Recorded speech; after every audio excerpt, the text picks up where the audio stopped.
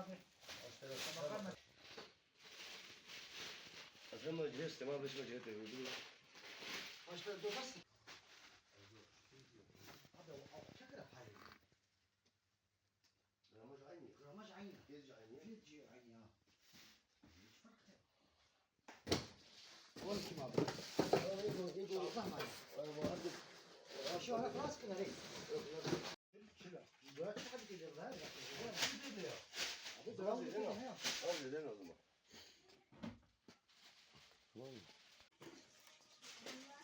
Bir tane. Al burada soda meyve suyu falan bakın burada da. Bene da un passato.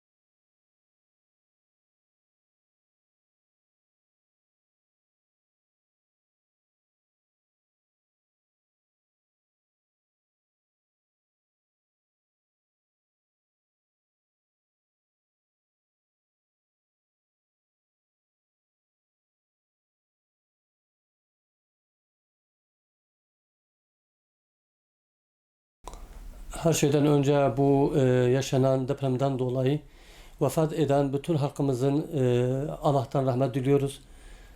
Yaralı olanlara da acil şifalar diliyoruz. Ve bir daha böyle bir olayın milletimizin başına gelmemesi için Allah'tan niyaz diliyoruz. Depremin olduğu günden şimdiye kadar umut kervanı olarak sahadayız çok şükür. Biz ilk günden beri hazırladığımız gıda ve battaniye gibi malzemeleri deprem bölgesine gönderdik. Onların dışında 3 tane tır soba olarak hazırladık midyat olarak. Bunlardan birisi Suriye'ye gönderdik. Diğer ikisi de muhtelif illerimize gönderdik. Onun dışında deprem bölgesinden bizim ilçemize gelen depremzedelerle uğraşıyoruz. Onlara yardımcı olmaya çalışıyoruz. Onların ihtiyaçlarını yerine getirmeye çalışıyoruz. Bu gelen vatandaşlarımıza, depremzede kardeşlerimize kimin ne gibi ihtiyaçları varsa gidermeye çalışıyoruz. Kime elektrik soba lazımsa elektrik soba veriyoruz. Kime gıda lazımsa gıda veriyoruz. Kime elbise lazımsa elbise veriyoruz. Ve kime yatak, yorgan, yastık gibi ne lazımsa onları vermeye çalışıyoruz. Hatta bazılara da kiralık ev tutmaya çalışıyoruz. Bu şekilde bu depremzede halkımıza yardımcı olmaya çalışıyoruz. Şimdiye kadar verdiğimiz yardımların dışında en son 1-2 gün önce 20 bin lira civarında 20 bin lira TL'lik olarak kolye hazırladık ve bunu düzenli bir şekilde deprem bölgesinden gelen vatandaşlarımıza onların adreslerine teslim ettik. Bundan sonra da bu deprem bölgesinden gelen vatandaşlarımıza onların ihtiyaçları doğrultusunda yardımcı olmaya çalışıyoruz. Kim hangi şekilde bize müracaat ederse o şekilde ona yardımcı olmaya çalışıyoruz ve bundan sonra da inşallah Allah'ın izniyle bizim yardımlarımız devam edecektir. Genellikle battaniye, soba, mutfak eşyaları ve gıda ihtiyaçları vardır.